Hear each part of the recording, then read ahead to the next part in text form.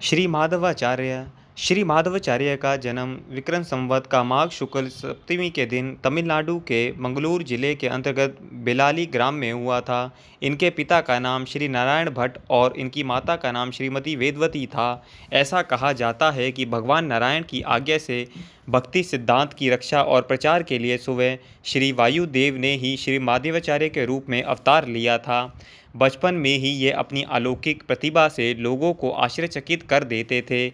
अल्पकाल में ही इनको संपूर्ण विद्या का ज्ञान प्राप्त हो गया।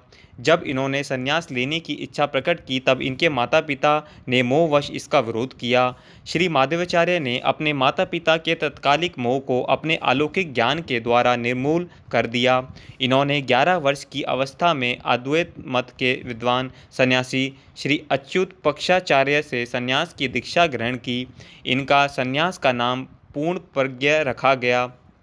संन्यास के बाद इन्होंने वेदांत का गंभीर अध्ययन किया। इनकी बुद्धि इतनी विलक्षण थी कि इनके गुरु भी इनकी अलौकिक प्रतिभा से आश्चर्यचकित रह जाते थे।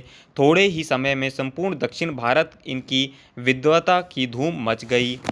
श्री माधवाचार्य संपूर्ण भारत का भ्रमण किया और स्थान स्थान पर शास्त्र करके विद्वानों में दुर्लभ ख्याति अर्जित की।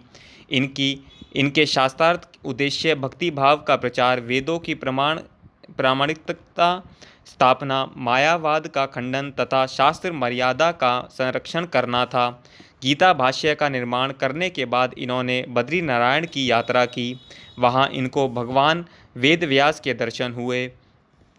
उनके अनेक राजा इनके शिष्य हुए। अनेक विद्वानों इनसे प्रभावित होकर इनका मत स्वीकार किया। इन्होंने अनेक प्रकार की योग सिद्धियां प्राप्त की। बद्रीनारायण में श्री व्यास ने इन पर प्रसन्न होकर इन्हें 3 शालिग्राम शिलाएं दी थी, जिनको इन्होंने सुरभहाण्य, मध्यतल, उडुपी में पधराया। एक बार किसी व्यापारी का जहाज द्वारका से मालाबार जा रहा था। तुलूप के पास वहां डूब गया। इसमें गोपी चंदन से ढकी हुई भगवान श्री कृष्ण की एक मूर्ति थी। माधवाचार्य को भगवान की आज्ञा प्राप्त हुई और उन्होंने जल से मूर्ति निकालकर उडुपी में उसकी स्थापना की। तभी से वह स्थान मध्वतन न्योय का श्रेष्ठ तीर्थ हो गया। इन्होंने उडुपी में और भी 8 मंदिरों की स्थापना की।